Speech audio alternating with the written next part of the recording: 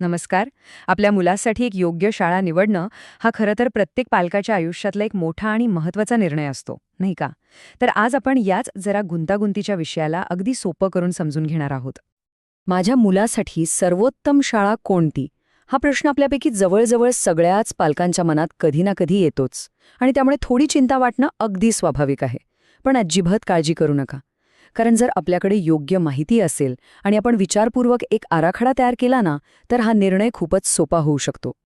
चला तर मग शाळा निवडताना जो काही गोंधळ उडतो ना, तो सगळा दूर करूया आणि एक अगदी स्पष्ट, सरळ मार्ग शोधूया. तर आज आपण काय काय बघणार आहोत? आपण बघूया अभ्यासक्रम आणि शिक्षणाचा दर्जा कसा तपासायचा, शाळेचं वातावरण, सुरक्षितता आणि मुलांचा विकास कसा होतोय हे कसं ओळखायचं, पालक आणि शाळा यांच्यातली भागीदारी किती महत्त्वाची आहे आणि या सगळ्यातले 5 महत्त्वाचे मुद्दे कोणते, आणि शेवटी आपल्या मुलासाठी योग्य निवड कशी करायची. बरं, तर मग सुरुवात करूया. सगळ्यात महत्त्वाचा मुद्दा, कोणत्याही चांगल्या शाळेचा पाया कशावर असतो? तर तिथे काय शिकवलं जातं आणि ते कोण शिकवतं ह्यावरच सगळं अवलंबून असतं. हे जे 5 मुद्दे आहेत ना, ते शाळा निवडण्याच्या संपूर्ण प्रक्रियेचा असं समजा की कणा आहेत. आपण आता यातल्या प्रत्येक मुद्द्यावर जरा विस्ताराने बोलूया. तर सगळ्यात पहिली पायरी, शाळेचा अभ्यासक्रम नीट बघणं. अभ्यासक्रम म्हणजे काय? तर मुलांच्या शिकण्याच्या प्रवासाची एक प्रकारे ब्लूप्रिंटच असते. आणि इथे पालकांनी जरा विचार करायला हवा की आपल्या मुलाच्या भविष्यासाठी नक्की कोणता बोर्ड जास्त योग्य ठरेल. म्हणजे बघा, जर पुढे दुसऱ्या शहरात किंवा देशात जायची शक्यता असेल तर मग सीबीएसई किंवा आयसीएसई सारखे राष्ट्रीय किंवा आंतरराष्ट्रीय बोर्ड जास्त सोयीचे ठरतात. पण जर शिक्षण स्थानिक पातळीवरच घ्यायचं असेल तर आपला राज्यस्तरीय बोर्डसुद्धा एक उत्तम पर्याय आहे. आणि हा जो विचार आहे ना, तो खूपच महत्वाचा आहे की फक्त गुणांवर नाही तर समजून शिकवण्यावर भर आहे का. म्हणजे काय, तर शाळा मुलांना फक्त पाठांतर करायला लावते की त्यांना संकल्पना खऱ्या अर्थाने समजून घ्यायला मदत करते, हे बघणं खूप गरजेचं आहे. आता बघा, अभ्यासक्रम कितीही उत्तम असला तरी त्याला उत्तम शिक्षकांची जोड मिळणं हे तितकंच आवश्यक आहे. चला तर मग, काय शिकवलं जातं यावरून आता कोण शिकवतं याकडे वळूया. आता हा एक महत्त्वाचा शब्द आहे, शिक्षक-विद्यार्थी प्रमाण. म्हणजे काय, तर एका शिक्षकासाठी वर्गात किती विद्यार्थी आहेत? तुम्हीच विचार करा. एका 40 मुलांच्या वर्गात प्रत्येक मुलाकडे वैयक्तिक लक्ष देणं सोपं आहे की 20 मुलांच्या वर्गात? साहजिकच आहे, हे प्रमाण जितकं कमी असेल ना, तितकं प्रत्येक मुलाच्या शंकांचं निरसन करणं, त्यांच्या प्रगतीकडे लक्ष देणं शिक्षकांना सोपं जातं. बरं, आता पुढच्या मुद्द्याकडे जाऊया. अभ्यासाच्या पलीकडे जाऊन शाळेचं वातावरण कसं आहे हे पाहूया. कारण मुलांच्या शिकण्यावर त्यांच्या आजूबाजूच्या वातावरणाचा खूप खोलवर परिणाम होत असतो.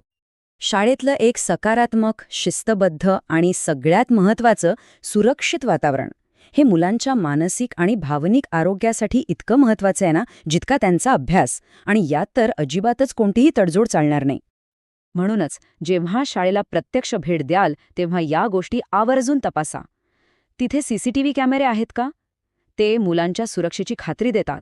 शाळेत, वर्गात आणि विशेषतः शौचालयामध्ये स्वच्छता आहे का? कारण यामुळे आजारपण दूर राहतं. पिण्यासाठी शुद्ध पाणी आहे का? आणि खेळण्यासाठी सुरक्षित जागा आहे का?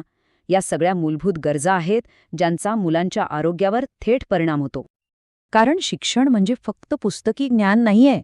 मुलांचा सर्वांगीण विकास साधणं हे कोणत्याही चांगल्या शाळेचं खरं ध्येय असायला हवं. आणि म्हणूनच शाळा फक्त अभ्यासावर लक्ष देते की खेळ, कला, संगीत यांसारख्या गोष्टींनाही महत्त्व देते, हे बघणं खूप महत्त्वाचं आहे. कारण याच सगळ्या संधींमधून मुलांचा खरा सर्वांगीण विकास होत असतो. आता आपण येतो या कोड्याच्या शेवटच्या पण तितक्याच महत्त्वाच्या भागाकडे, आणि तो म्हणजे शाळा आणि कुटुंब यांच्यातलं नातं कसं आहे. स्वतःला विचारा की शाळा आणि पालक यांच्यात नियमित आणि मोकळा संवाद होतो का? आणि संवाद म्हणजे फक्त रिपोर्ट कार्डच्या दिवशी भेटणं नाही, तर शाळेत एक सक्रिय पालक-शिक्षक संघ आहे का? आपल्या अडचणींवर चर्चा करण्यासाठी शाळा तयार आहे का? कारण लक्षात घ्या, शाळा निवडणं म्हणजे मुलांच्या भविष्यासाठी एक प्रकारची भागीदारीच करण्यासारखं आहे. आणि याच भागीदारीचा एक भाग म्हणजे शाळेची मूल्य. शाळेची शिस्त, तिथले संस्कार हे आपल्या कौटुंबिक विचारांशी आणि मूल्यांशी जुळतात का, हे तपासणं खूप गरजेचं आहे. कारण जेव्हा घर आणि शाळा एकाच विचाराने चालतात तेव्हा मुलांच्या मनात गोंधळ निर्माण होत नाही. चला, तर आत्तापर्यंत आपण ज्या मुख्य मुद्द्यांवर चर्चा केली त्यांचा पटकन एकदा आढावा घेऊया. तर हे आहेत ते 5 स्तंभ: अभ्यासक्रम, शिक्षक, शाळेचं वातावरण, मुलांचा सर्वांगीण विकास आणि पालक-शाळा संवाद. यातला महत्त्वाचा मुद्दा हाच आहे की हे 5ही स्तंभ मिळून कोणत्याही शाळेचं मूल्यांकन करण्यासाठी एक संतुलित आणि सर्वसमावेशक दृष्टिकोन देतात.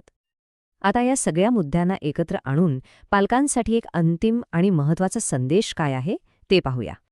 जेव्हा आपण ह्या आराखड्याचा वापर करतो तेव्हा शाळा निवडण्याचा जो एक तणावपूर्ण निर्णय वाटत असतो तो एका आत्मविश्वासपूर्ण आणि माहितीवर आधारित निवडीमध्ये बदलतो. आणि मग आपल्याला आपल्या मुलाच्या गरजेनुसार सर्वोत्तम पर्याय शोधता येतो.